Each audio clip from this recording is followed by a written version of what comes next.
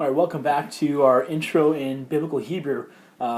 Today we're turning a page. We have a kind of our first milestone in Hebrew. So far, we've been looking at the inner mechanics of words, starting from the ground up, right? Looking at the alphabet, vowels, shiva, dagesh forte, dagesh lene, all of these small items going on within a word. Um, Now we're actually doing with full words. So this is a moment to celebrate. We're going from kind of how are words pronounced and written to now what do words mean on their own, and as we'll see shortly, how do those words function in a context. By the end of our short lesson today, we're going to be starting to think about sentences. So we're going to start to get at some things that sound a lot more like complete thoughts rather than just concepts or characters or vowels or symbols. So we're working our way up here. The groundwork we've done so far will be very helpful still as we pronounce these words, but now we're at a point where we can start translating some things. So the topic of the day then is nouns. We're going to be gathering what we know from our kind of first few lessons, but now looking at this first kind of proper grammatical item of the noun.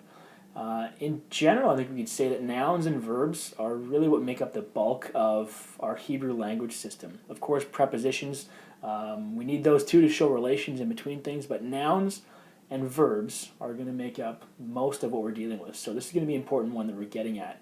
What we're going to see today is that the noun system is relatively straightforward.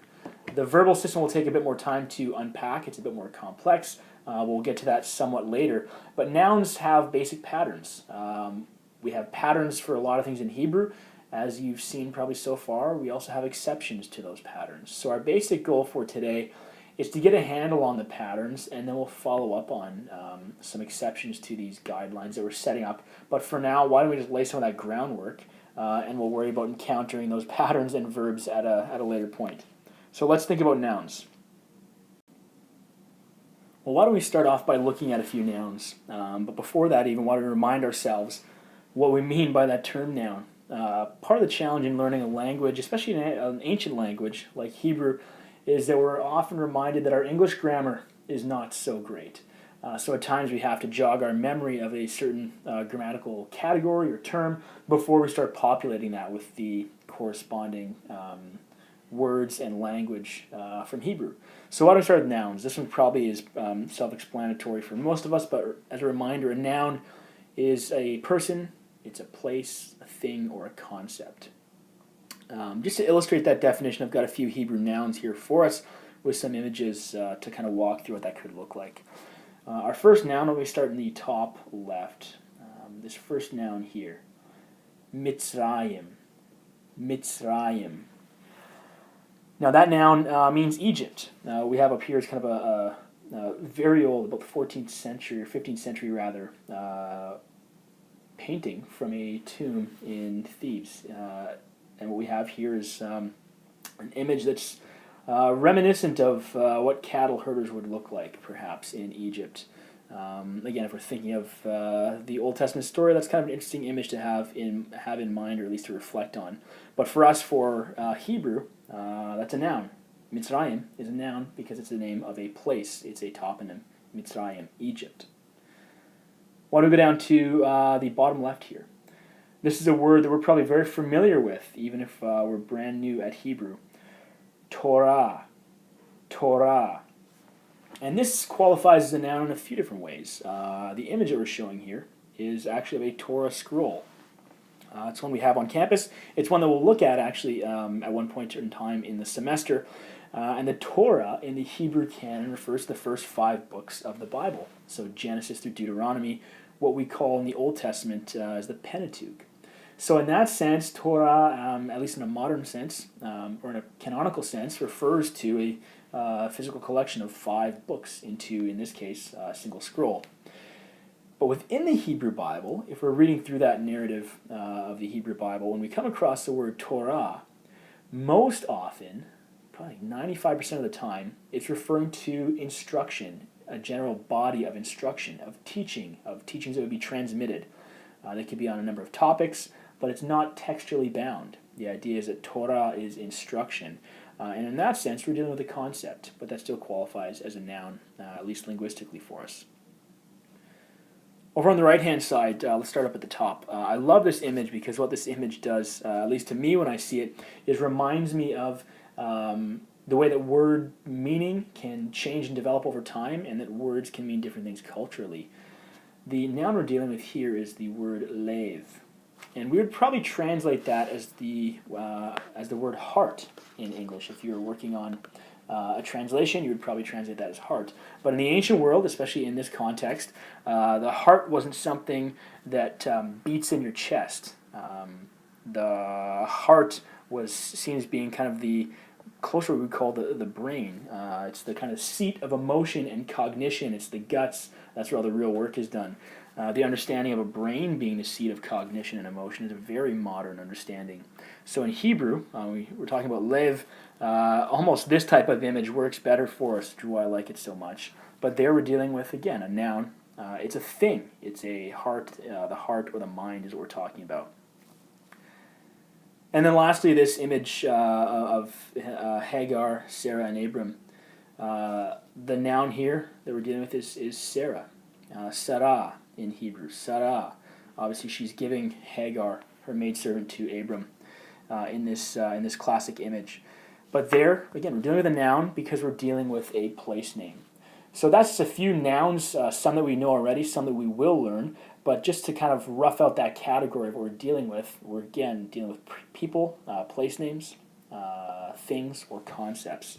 So that's our English noun category. Now let's populate it with some things that are unique to Hebrew nouns. All right, so that's our background in English nouns. Now let's build a kind of framework for how we're going to understand Hebrew nouns, get our preliminaries out of the way, and then we'll look at some noun patterns.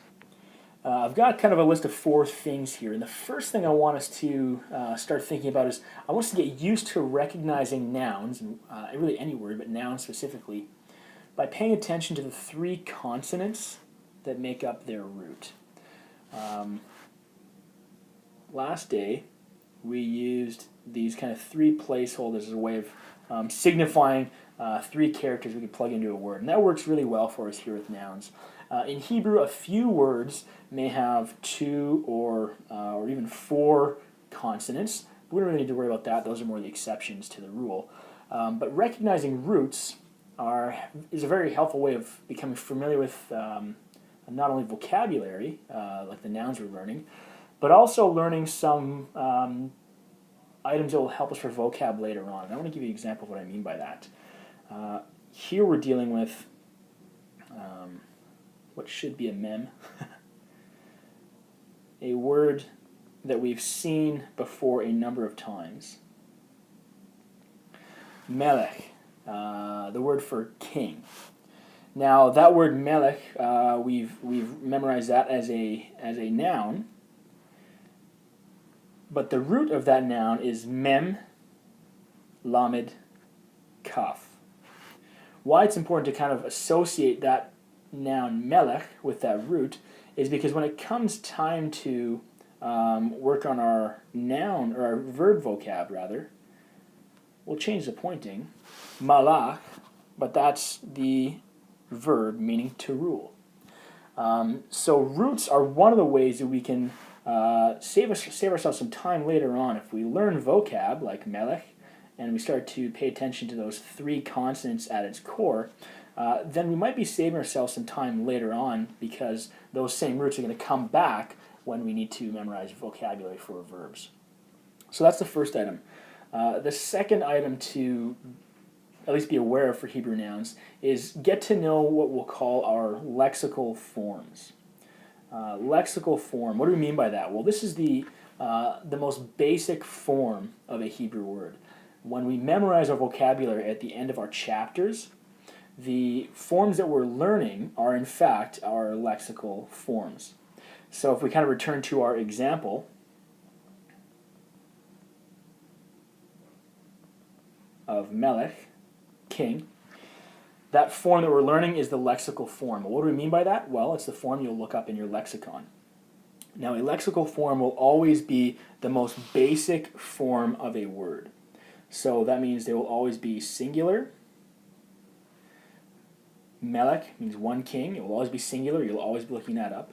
And it will almost always be masculine, though we'll see that some of our Hebrew words, their most basic form is feminine. But again, the majority of the time, the forms we're learning are going to be singular and masculine. Along the way, we'll be able to kind of tailor that. But lexical form, make sure we know those. Make sure we know our vocab words, because those are not only going to be things we look up in a lexicon. Those are also going to be the things that we build words upon, or we build nouns onto. Which gets us kind of to our third point here. If our lexical form is singular and masculine, Hebrew words, Hebrew nouns, can be inflected for gender and number. We do this a little bit in English, at least as far as number goes. We're used to having nouns in a singular or a plural. We could say we have one book or several books. That would be a singular and a plural. The difference for us in Hebrew, where things start to take on a bit of a different shape, is we can actually have dual nouns. And we'll see the patterns for that in a minute, but more or less in Hebrew, nouns that show up in the dual form, they'll typically be things like a pair of something, like body parts, like eyes. You'd have a pair of eyes, that would be a dual form. You could have time expressions, like we know the Hebrew word yom. Yomayim would be a dual for 2 days. You wouldn't say 2 days, you would say days in the dual, yomayim. Also some place names, like we just saw the name Mitzrayim. Well, that's a dual Hebrew noun because it's a place name. So singular and plural we're used to. Dual might take some getting used to. As well as gender might be a bit different for us. If English is the only language you've dealt in, we don't make a whole lot of gender, but many other languages do. We'll have concepts that are masculine and feminine in the noun world. Later on, we'll have some common gender things for verbs. But for now, think about masculine, think about feminine, think in terms of singular, plural, and dual. This last word is one that I wanted to, introduce, although I think we've already used it on this slide. Inflection. If we have an example of just our basic Hebrew noun, we'll call it any noun, our kind of triliteral, our triconsonantal noun. The way that we're going to make that noun plural or dual or inflected for gender is most often we're going to be adding endings, something over here.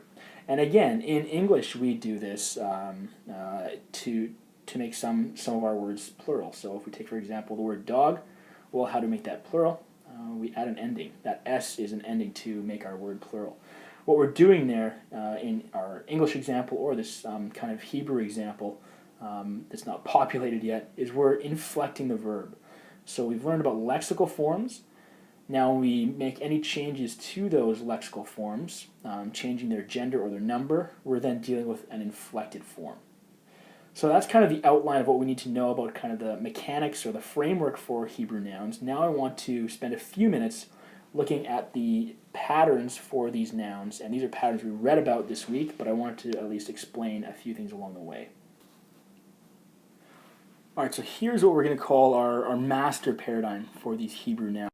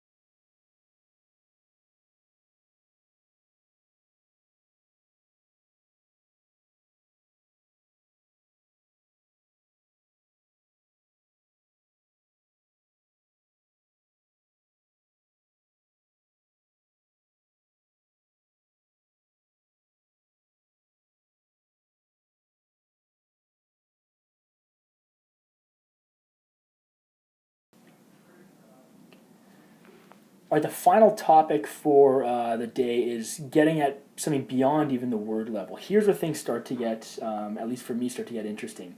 Because now we're dealing with full sentences. So far, we haven't been dealing in full sentences. We've only been dealing in signs, sights, sounds, symbols, and now words.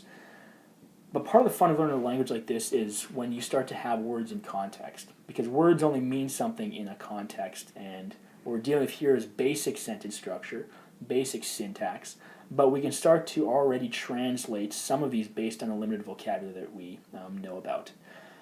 And I want to look at just two aspects of basic Hebrew sentence structure. The first thing is something that does not work in English. In English, we need a verb in every sentence. We know this all too well, right, from word processors that will tell us that this is a fragment. It'll have that kind of awkward green underscore to all those sentences if we don't have a verb in it. In English, that's a problem, but in Hebrew, it's not. In Hebrew, we can have a verbless sentence, but the verb that you'll supply in English to make it a proper sentence will always be a form of the verb to be, and that will be either is or was. Now I want to show an example of what we mean there. This first example is we're looking at here. So why don't we read this first and then unpack it? Hamelech al Hasus. Hamelech al Hasus. So let's carve this up into what we already know. Here we're getting our vocab word melech, king. And we know this from our last session is our definite article. So we're not dealing with just any king, it's the king. Al is a preposition, over, upon. Here again, we can break this word down. Sus, if we don't know sus by now, then we've got some studying to do. But that's horse. Well, what horse?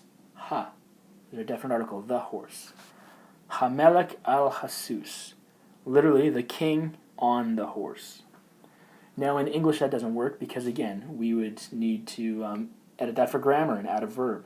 So we would say the king is on the horse, or the king was on the horse, depending on the context, the narrative context, if we had one. All that to say, in Hebrew, a sentence like this one here can be verbless. It's not a problem. So the problem is not Hebrew's problem.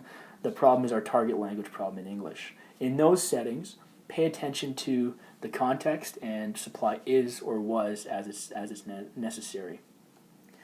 Just as a footnote, these verbless sentences quite often will come up in dialogue. So if you're in a narrative setting, dialogue is a place you can expect to find verbless sentences. Now we started there with something that's probably the exception to the rule, or at least the statistically happens far less frequently than sentences with verbs. Now in Hebrew, word order is kind of an interesting thing to study. For us, the most basic thing we need to know is that, again, the majority of the time, our word order in Hebrew will be as follows. It'll be verb, start with a verb, subject, and then object. Now let's look at this in our second example. Halach hamelech bagan. So again, that was halach hamelech bagan. Now we're not learning verbs yet for a while, but our vocab lists in the past few weeks have had a few verbs in them, and this was one of them. This means to walk or to go. Halach, to walk or to go. We know that's the verb. We know this should be the subject. Hamelech, as we set up here. There's our noun melech, the king, because of our definite article over here. So this verb is going to take this noun as its subject. So the king walked, or the king went. Verb, subject, well then the only thing that's left then is object. The king walked where? Bagan. And this one we can carve up again. Gan is our word for garden. It's again a simple lexical form. We should be able to, at this point, recognize this as our inseparable preposition. B. Remember, in, with, by. Now, if you remember from our last few sessions, we also had a few more telltale signs here where if we had a definite article attached to a noun, we would have that configuration. But when we had a definite article attached to a noun that had an inseparable preposition, those two items would remain, the patach and the dagesh. But the consonant that would stay in place is of the inseparable preposition. So in this example, in this little word here, we have in the garden. That's our object. The king walked, or the king went, in the garden. So the lesson to learn there is, again, we're not going to be dealing with verbs for some time, but if we can start to pay attention to word order, even with a few verbs that we're learning, we can construct and even translate some fairly basic Hebrew sentences. But having been at this for a few weeks now and just learned the alphabet, that's a pretty good thing to be able to do, to be able to translate a sentence, a complete thought, recognizing nouns, and starting to appreciate sentence structure. So today was kind of a big one. We're getting at full, not only full words, but complete thoughts. And these are kind of some of the things we're going to be able to do more of as we add to our understanding of Hebrew. So for the topic today, I really want to emphasize, go back, know your vocab. That's so important, not just for quizzes, but for understanding how the language builds, how nouns are built. So go back and study up on that chapter, know that chart. For sentence structure, think of VSO, verb, subject, object, and don't be scared away if you come across a sentence that doesn't have a verb within it.